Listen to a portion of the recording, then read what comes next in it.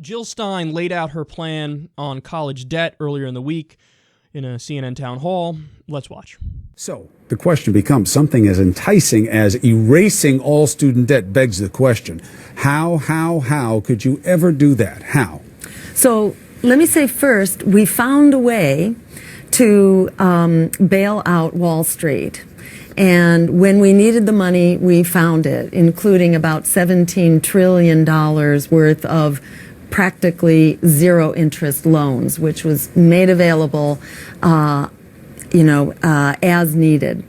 We found a way to bail out Wall Street, the guys that crashed the economy with their waste, fraud, and abuse. So my point is, as responsible adults, we need to bail out a younger generation that is held hostage in this unpayable student debt. It's terrible for them. It's terrible for our whole society, because it's always the younger generation that leads us forward to create the economy of the future and to lead the social changes that we urgently need right now. But the concept itself, as enticing as it is, there's one apples to oranges thing here. Quantitative easing, which you've talked about, TARP, TALF, whatever acronym you want to throw at how we dealt with the banks in 2008, right or wrong, those loans, zero interest in some cases, some not, were repaid. That's right. So that would not erase student debt, right? Because no matter what interest rate is, you still got the principal. Right. So how do you do this? Because it's not going to be the same mechanism as you had with the banks, because they repaid the loans. That's right. And how would you ever get a Congress that wants to do nothing like this to do anything like this? So, it was easy for the banks to repay the loans because they're an extremely advantaged and privileged group. They get the money at zero interest. They loan it out at 7%. So it's really easy for them to pay back those loans. Young people are not in that situation. They don't have the jobs that we need. We don't have an economy that can employ them. So here's what I'm suggesting. That debt is largely owned now by the federal government, the vast bulk of it.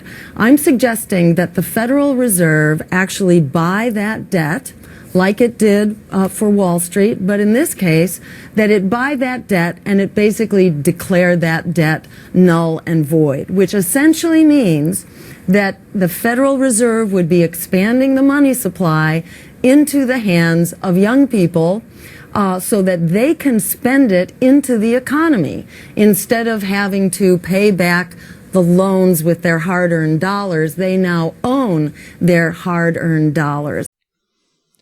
Yeah, here's my response to that. Why not do it? Because, people, I feel like we coast off the momentum of the system as it is right now. So any change is like, ooh, we're changing stuff. This is wild. But once you do the change, it's easy to look back and say, I can't believe we used to do it that other way. That was fucking crazy. So for example, I know this is a weird pivot and it's going on totally on a different topic here, but like when there was segregation, officially segregation in the South, people thought, what do you mean? There's segregation. Of course, that's not going to change. It's segregation. It's here. Duh. But then when you change that and you change the laws, 5 years on, you go, I can't believe you should do it that way. And like everybody was cool with it. So it's the same thing with student loan debt. Like we have over $1 trillion worth of student loan debt, and we're all just like, yeah, student loan debt. What do you mean? That's what happens. That's what it is. There's $1 trillion worth of student loan debt. Duh, that's fine. Yeah, but if we get rid of it, everybody will go, well, why the fuck did we ever have it? That was the dumbest thing ever in human history.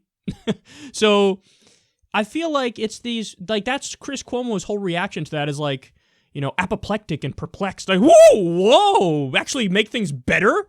Why are you so crazy, Miss Jill Stein? So, let me go ahead and give you some facts here to really put this in perspective. Did you know $100 billion a year is spent on 800 U.S. military bases overseas? 800. 800 we have. You think we could get by with maybe 172? Just a thought. $100 billion every year is wasted on that. Every year. $90 billion a year is dodged by corporations in offshore tax havens. $90 billion a year. They just put overseas, Cayman Islands, Bermuda. Well, what do you mean? We didn't do anything wrong. But if you paid your fucking taxes like everybody else has to do, we'd have $90 billion more. And what they're debating here is, where are we going to get $1 trillion? How can we wipe $1 trillion off, the slate? How can we eliminate that debt? Well, here's just summing. $100 billion a year for 800 military bases, $90 billion a year because corporations dodge taxes and offshore tax havens, and $4 billion a year, for example, goes as a fucking welfare check to ExxonMobil for research and development, even though, why do you need an incentive to do research and development? You're one of the most profitable corporations on the planet. Isn't that incentive enough to do research and development? How fucking stupid is that? $85 billion a month still goes to Wall Street. A month!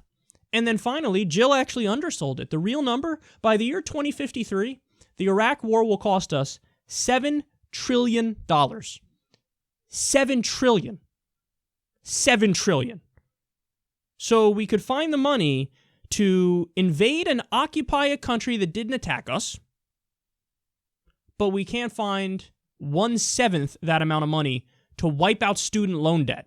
And then I haven't even brought up the fact that, the massive upsides of this? So when you give all these young people who are saddled with student loan debt, when you give them that money so they don't have to pay it to the banks anymore, now they have the money, well, then they can spend it on other shit, and then the economy's better off. So it actually helps. It's actually a good thing. It'd be good for the economy. But no, it's a change. So we can't do that because change is weird. It makes me feel icky. So, let's just continue to fuck over our young college kids and make them basically indentured servitudes. Or how about no? How about that?